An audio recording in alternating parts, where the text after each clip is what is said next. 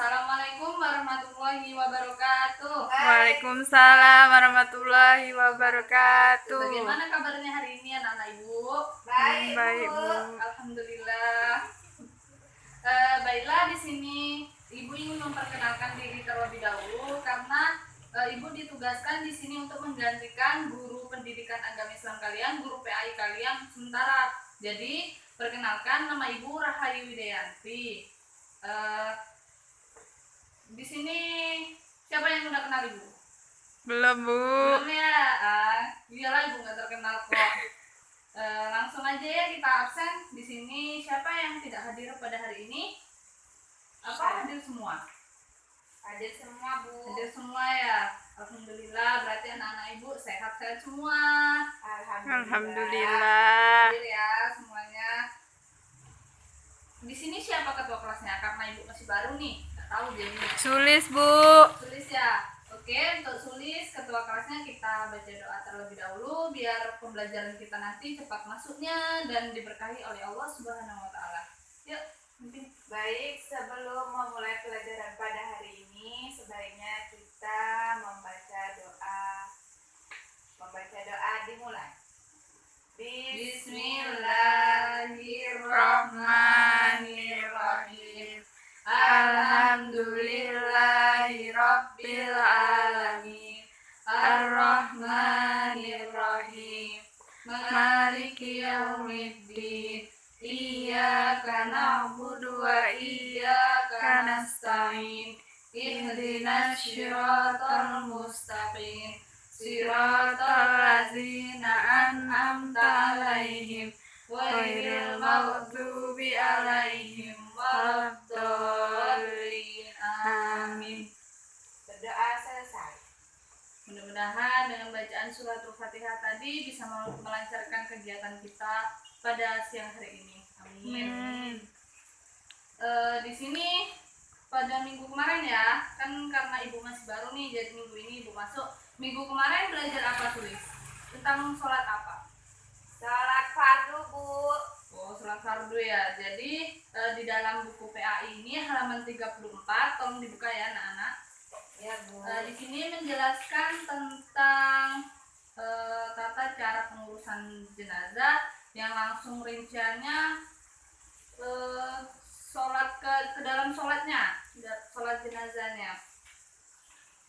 Sebelum ibu melanjutkan lagi, ibu di sini ingin menerangkan tujuan kita mempelajari dari sholat jenazah ini adalah ketika kita terjun ke masyarakat ataupun bisa mengamalkan ilmu yang kita dapat ke dalam kehidupan kita sehari-hari. Nah, di sini ibu langsung saja ya ingin bertanya kepada siapa saja yang bisa bakal ibu kasih hadiah ya. Di sini hukum dari sholat jenazah apa? Ayo, siapa yang tahu? Fardu ain, Bu. Salah, Sulis. Fardu kifayah, Bu. Ya, fardu kifayah. Tapi tepuk tangan untuk Sulis. Apa sih untuk Sulis? Berani menjawab dan berani berbicara. Baiklah, di sini ibu langsung jelasin saja ya.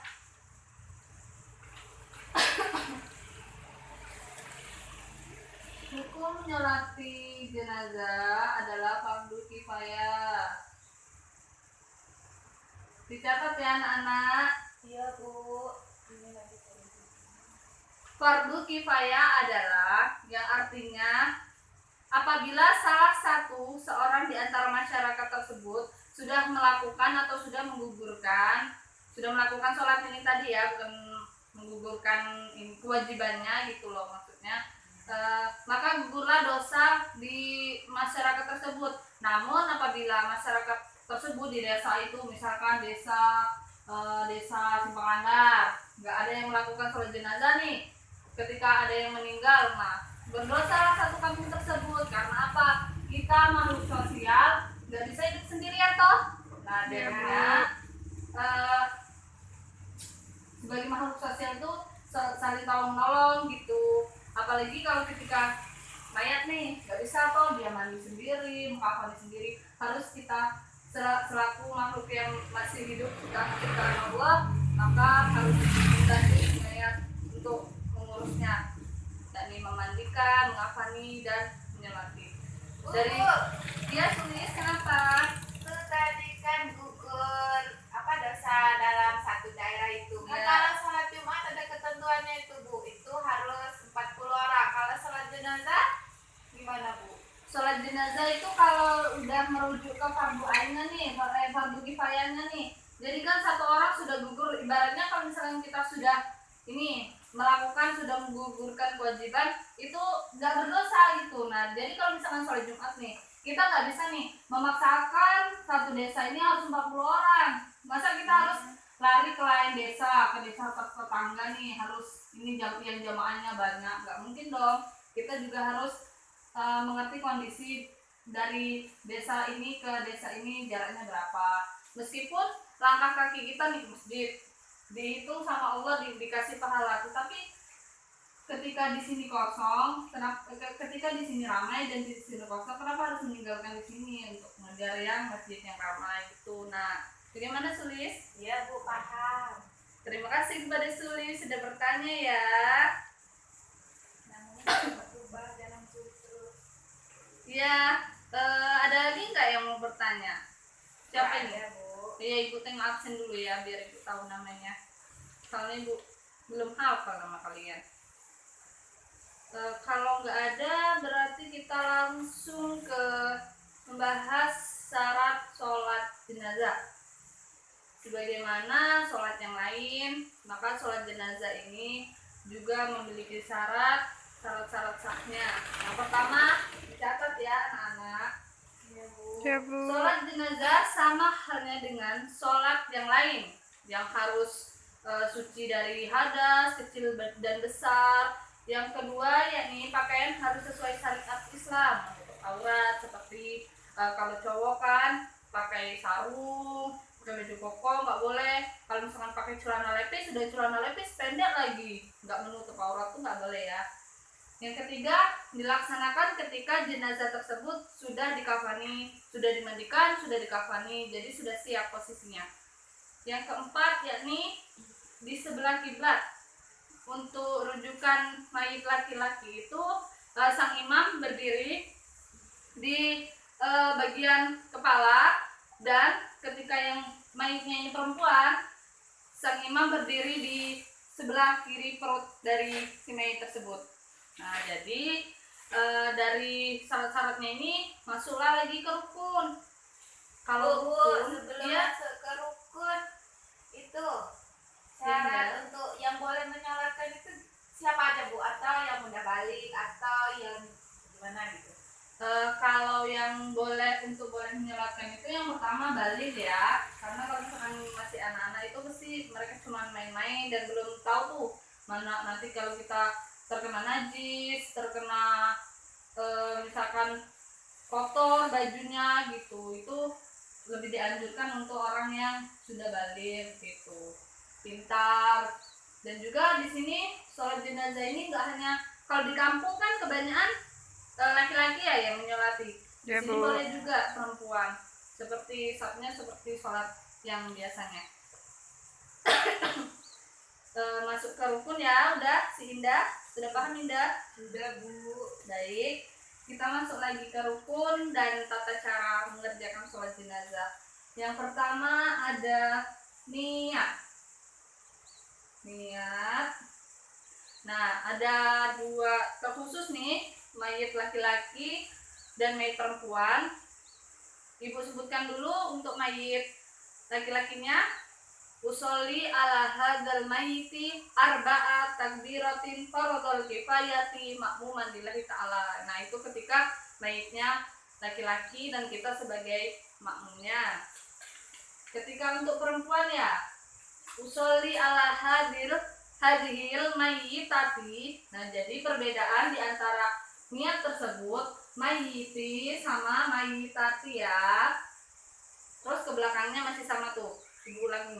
Usolli ala hadhil mayyitati arba'a takbiratin fardhul kifayati ma'muman lillahi ta'ala. Ketika kita menjadi Makmum. makmum. Ibu langsung contohkan saja ya. Ya, Bu. Yang pertama membaca niat, yang sudah ibu sebutkan tadi. Ibu bacakan lagi. Bismillahirrahmanirrahim. Usolli ala hadhil mayyitati arba'a takbiratin fardul kifayati ma'muman lillahi ta'ala. Allahu akbar. Langsung membaca suratul Fatihah. Nah, di sini ibu kasih garis ya, maksudnya ibu kasih garis besar. Ketika sholat jenazah, maka kita hanya melakukan takbir, tidak tanpa ruku dan tanpa sujud. sujud. Bagus. Dan masuk ke dalam sesudah membaca suratul Fatihah, takbir lagi, Allahu Akbar, membaca salawat Nabi untuk Nabi Muhammad Sallallahu alaihi Alaihi wasallam. wasallam. Bagaimana salawatnya si Tari? Salawat ke Nabi gimana? Apa ya, lupa. Allahumma shalli ala sayyidina Muhammad wa ala ali sayyidina Muhammad. Kasih aplaus dulu untuk si Tari. Nih, jelaskan dia nggak, Bu? Nanti ya nak, ketika kita sudah selesai pelajaran bakal kasih ibu kasih hadiah. Oke? Ya, Bu. Masuk lagi ke takbir yang ketiga. Terus membaca takbir Allahu Akbar, membaca doa Allahumma firlahu warhamhu wa'afihi wa'fu anhu. Itu ketika untuk laki-laki. Ketika untuk mayit laki-laki bacaannya menjadi wu, dan untuk mayit perempuan menjadi ha. Gimana tuh? Ada yang bisa nggak? Saya, Bu. Ya, si Mayang. Apa ya tadi? Allah. Allahumma firlaha warhamha wa'afiha wa'fu anha. Terus dulu untuk si Mayang.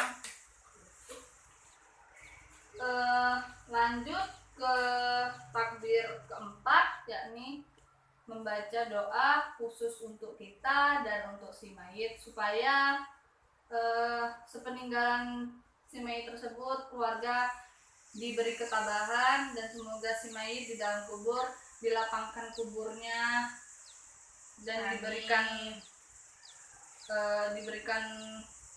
kecerahan dalam kuburnya juga. Jadi setelah takbir keempat tuh Allahu Akbar, membaca Allahumma la tahrimna ajrahu wa la taftinna ba'dahu. Terus yang terakhir salam. Assalamualaikum warahmatullah. Assalamualaikum warahmatullah, seperti sholat biasa. Diulangi lagi ya, langsung kita praktekkan. Yang pertama yakni niat. Siapa tadi yang masih ingat niatnya gimana? Belum hafal, Belum apa ya, langsung ibu ini kan saja. Bismillahirrahmanirrahim. Usolli ala hadzal mayyitati arba'at takbiratin fardul kifayati ma'muman lillahi ta'ala. Allahu akbar. Bismillahirrahmanirrahim. Alhamdulillahi rabbil alamin. Arrahmanirrahim. Maliki yaumiddin.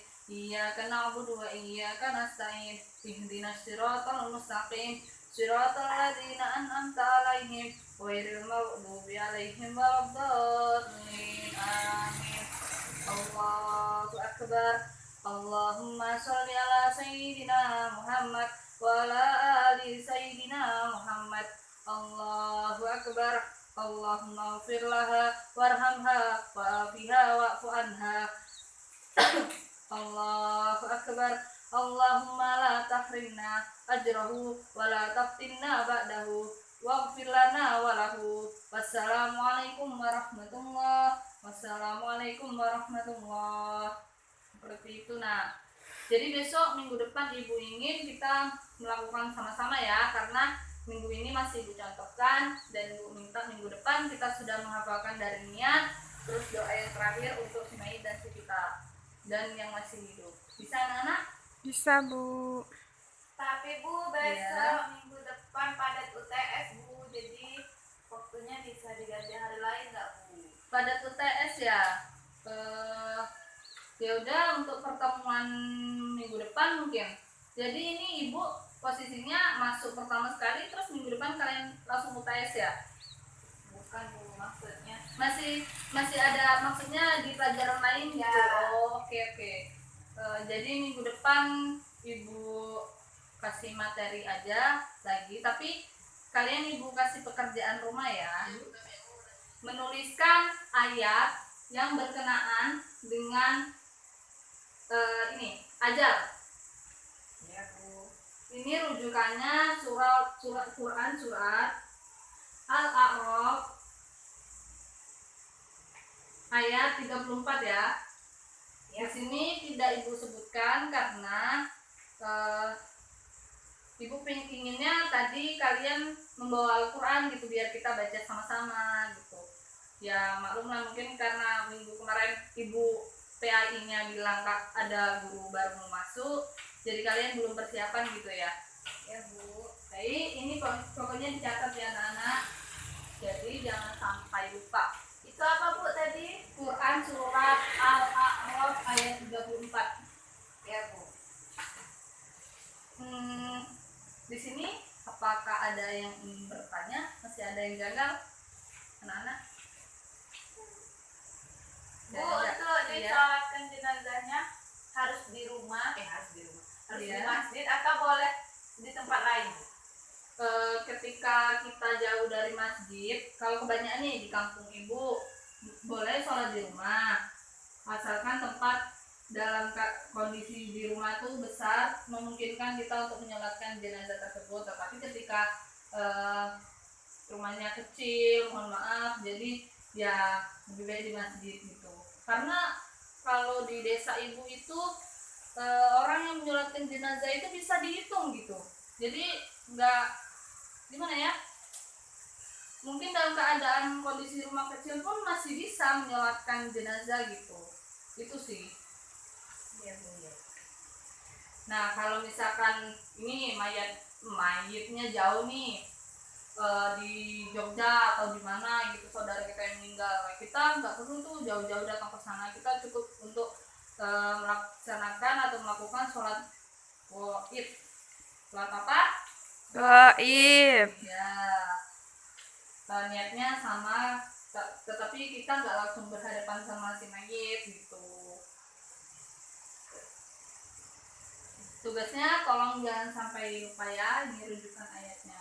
Jadi minggu depan kita baca sama-sama. Masih ada pertanyaan? Tadi udah contohkan ya. Itu Bu, untuk penguburan si jenazah tadi ada ketentuan nggak Bu dalam Islam, misalkan terakhir 24 jam atau gimana Bu? Kalau di dalam Islam sebenarnya agama itu mengajarkan kita ketika si mayat tersebut sudah menghembuskan nafas terakhir ya, maksudnya kita masih hidup terus menghembuskan nafas terakhir, itu sebenarnya langsunglah dimakamkan. Karena si mayat tersebut tuh ketika kita tergores sama badan kita yang masih hidup itu sakitnya luar biasa begitu. Maka kasihan ketika harus menunggu saudara yang masih dari Jogja, dari Bandung, dari mana itu, menurut ibu langsung saja dimakamkan, tidak apa-apa daripada menunggu. Iya Bu. Baik, cukup hari ini. Itu Bu. Oke. Makan, Bu. Mungkin hanya ini yang bisa ibu sampaikan. Mohon maaf jika ada kekurangan dalam penyampaian ibu.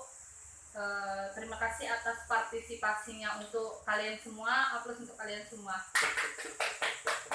Akhirnya wassalamualaikum warahmatullahi wabarakatuh.